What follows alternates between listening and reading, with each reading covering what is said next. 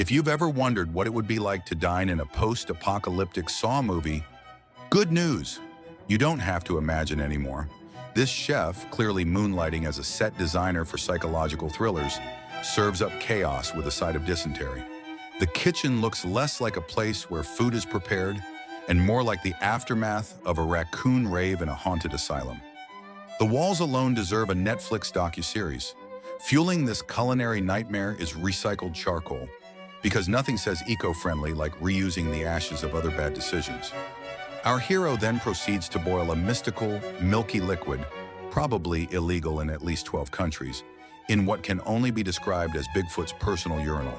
The source? Industrial-grade plastic bags torn open like he's summoning demons from another realm. Next up, ginger, crushed with the kind of violence that would make Gordon Ramsay weep into his beef Wellington. Why? Apparently to give the drink the throat punch it deserves. But wait, there's more. Just when you think your digestive system might be safe, he ladles in what appears to be a soup of fleas, possibly as a nod to ancient curses or just really bad pest control. He stirs the potion like he's trying to unlock a portal and mercifully doesn't dip his testicles in. A rare act of restraint in an otherwise unhinged ritual. The final act? He strains it with the elegance of a toddler learning to pour milk, spilling half on the table like it's a sacrificial offering to the health inspector gods.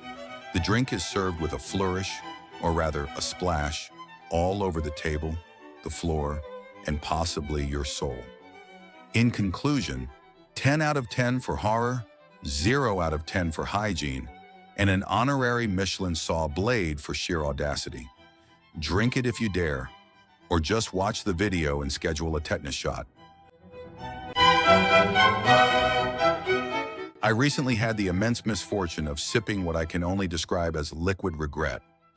Lovingly ladled out of a cast iron cauldron that looks like it moonlights as a 16th century spittoon. The chef, or should I say potion master, stirs his concoction with what appears to be the ancient staff of Gandalf, now retired and riddled with termites. Let's talk ingredients, if you can call them that. The base of this beverage seems to be industrial-grade lime, sprinkled in like Parmesan cheese on a cheap pasta. Then the man adds what I can only assume is magic powder, possibly sand, possibly graphite, possibly cremated hope. A squeeze of lemon is added, not for flavor, but clearly to catalyze the chemical reaction. Because yes, this thing fizzes. That's not natural. That's alchemy. And just when you think it can't get worse, he finishes it off with a drop of essence of swamp. I don't know what swamp, but judging by the smell, it was recently declared a biohazard. 1 sip and my taste buds filed for divorce. 2 sips and I achieved astral projection. I could taste colors. I'm not saying this drink should be illegal, but if war crimes came in beverage form, this would be Exhibit A. Would I recommend it? Only to my worst enemy or as a non-lethal weapon in a diplomatic conflict. In today's episode of Should That Be on a Grill, we're treated to the Carnivorous grand finale, a skewer proudly displaying not just 5 mystery phalluses, possibly from rabbit, dog, or something that once barked in Mandarin, but their faithful spherical sidekicks too. Yes, dear viewer, it's not just meat, it's meat with emotional baggage. Cooked straight on the coals with no shame, and even less seasoning, these anatomical delicacies are sizzling away like they're about to summon an ancient fertility god. The glands sparkle like cursed marshmallows, while the testicles look like they're trying to roll off the skewer and escape their fate. Relatable, honestly. Some say it's a delicacy. Others say it's evidence of a lost civilization's dark culinary secrets. I say it's a meal that stares back at you, judging. Serve hot with a side of existential crisis and dipping sauce. Yes, we.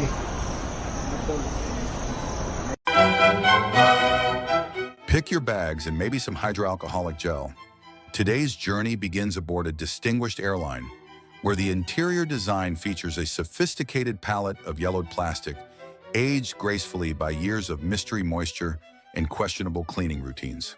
The tray table folds down with theatrical suspense, revealing a curated selection of crusted substances.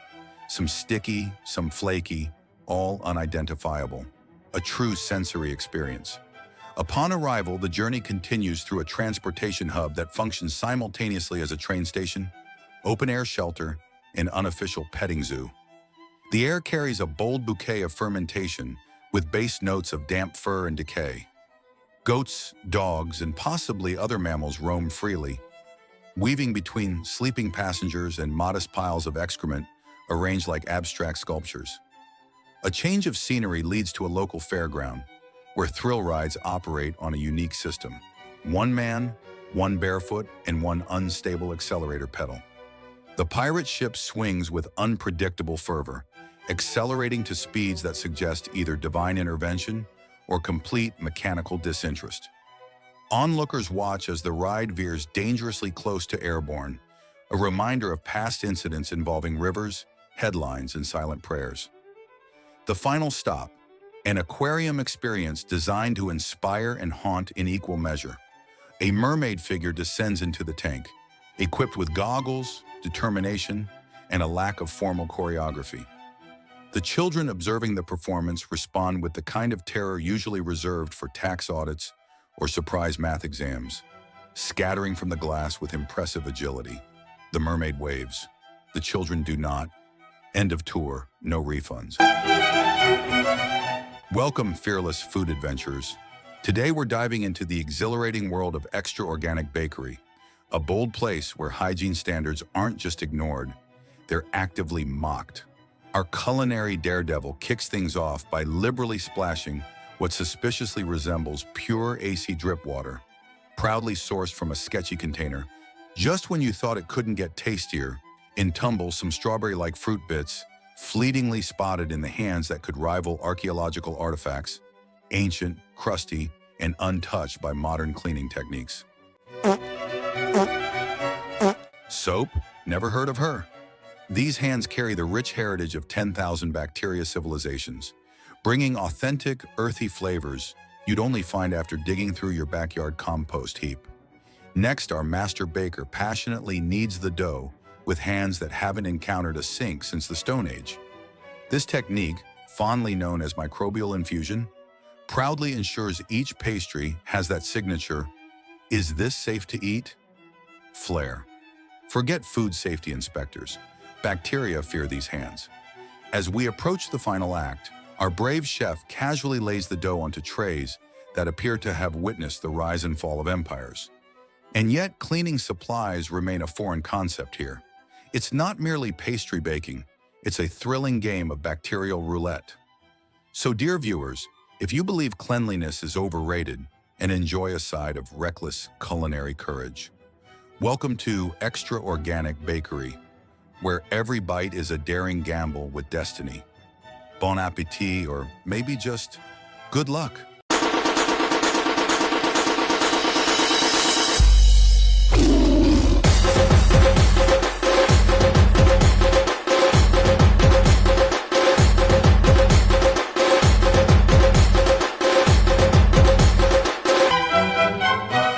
Ah yes, another heartwarming tale from the vibrant world of street food, where every bite is a gamble and every flavor tells a story. Today's delicacy? None other than the majestic porcine posterior, lovingly referred to in culinary circles as the backdoor brisket, or more accurately, the pig's anus. We open with a thorough cleaning because nothing says bon appetit like a dramatic close-up of someone power washing yesterday's regrets from a pig's rectum. A true testament to hygiene. The chef, armed with industrial-grade caustic soda and dreams of Michelin stars, proceeds to exfoliate the area with more love than some people show their spouses. The scraping is oddly intimate. If you've never seen an anus get a spa day, now's your chance. Salt is generously applied, not for flavor, but perhaps in the hopes that the laws of nature can be reversed through sheer sodium. Then comes the boiling, where the meat is cooked just enough to tenderize but not enough to forget where it came from. As the last heroic tufts of hair are shaved from the rim, you begin to wonder, is this dinner or a surgical procedure? Finally, our star ingredient is diced into unrecognizable morsels, perfect for that classic culinary roulette experience. Someone in the crowd will get the asterisk in their spoonful. Surprise! All in all, a dish for the daring, a moment for the brave, and a nightmare for the squeamish. Gordon Ramsay would either faint or franchise it.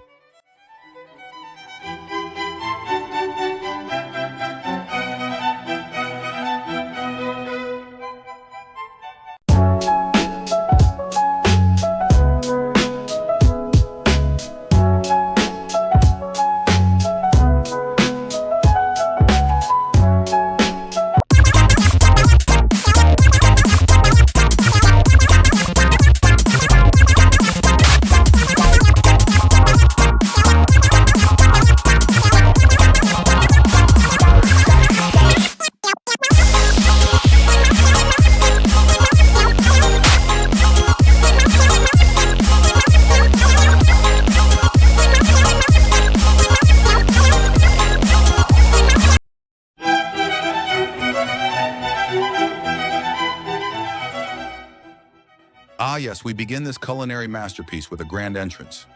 Grandpa rolls in on what I can only describe as a Mad Max fever dream disguised as a motorcycle. It's less Harley Davidson, more dumpster Davidson. I counted a sandwich maker, the back of a VHS player, and possibly a microwave from Chernobyl. Truly the Tesla of trash. Then, as if summoned by the spirit of post-apocalyptic gastronomy, he reveals the pot. Not just any pot. The cauldron of chaos. Inside, glorious chunks of yellow foam stolen from a nearby construction site, lovingly marinated with what I can only assume are Indian radioactive asparagus, fresh from a glowing farm just past the point of no return. But wait, there's more. He doesn't serve this delicacy on a plate. No, peasant behavior. He wraps it in old newspaper. Because what's better than mystery meat? Mystery meat with ink stains and yesterday's horoscopes. He even gives it a good squeeze, like he's angry at your digestive system. In summary, Gordon Ramsay would faint. Anthony Bourdain would rise from the grave to shut this operation down. And I'm still emotionally recovering. This cinematic fever dream begins with a young boy casually tossing a butane cylinder off an attic rooftop, like it's the most natural way to start the day. Below, a group of little girls plays peacefully, completely unaware that a compressed metal bomb is now falling toward them at terminal velocity. The boy, suddenly realizing he might have made a small miscalculation, sends out an urgent telepathic alert, because in this universe, psychic guilt travels faster than gravity. Enter our hero, a man who is, at that very moment, painting a Teenage Mutant Ninja Turtles mural with the intensity of someone restoring the Sistine Chapel. The message reaches him instantly, and without hesitation, he transforms, still covered in green paint, into a knockoff blade wearing boots 15 sizes too big, possibly stolen from a clown or a confused drag queen. Naturally, he takes a moment to grab some chips, because saving lives is hungry work, and then launches into the sky using some of the worst CGI known to humankind. His flight defies not only physics, but taste, logic, and several human rights conventions. After what feels like half an hour of dramatic slow-motion flying across what might be stock footage of Mumbai or a Windows XP screensaver, he finally arrives. The cylinder, defying the laws of time, is still falling. With a single leap, he snatches it midair, saves the girls, and strikes a pose that screams, "Yes, I ate chips mid-rescue, and I'd do it again." In conclusion, a bold reminder that in some corners of cinema, anything is possible.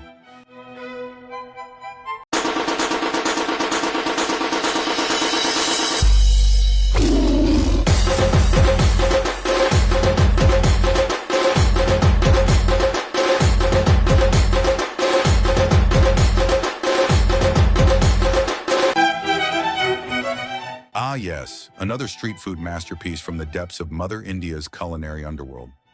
Our brave gastronomic gladiator arrives, not on a chariot of fire, but on a rusted bicycle straight out of the eco-park apocalypse, carrying a suspiciously warm crate of pre-fried potato chips. Judging by the glisten, these golden relics were likely fried sometime during the Mughal Empire. But fret not, dear viewers. Any trace of rancid oil or historical bacteria is heroically masked by a generous slathering of sauces, each more biologically confusing than the last. First, a thick white substance with the exact color and consistency of sacred bull discharge. Divine? Questionable. Sticky? Absolutely. Then comes the mysterious red goo, affectionately referred to as Bangladeshi cow's monthly tribute. It's tart, metallic, and spiritually unsettling.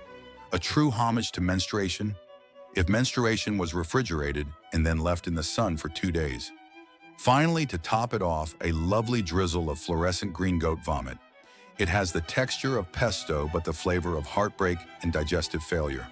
Bold move, chef. Bold move.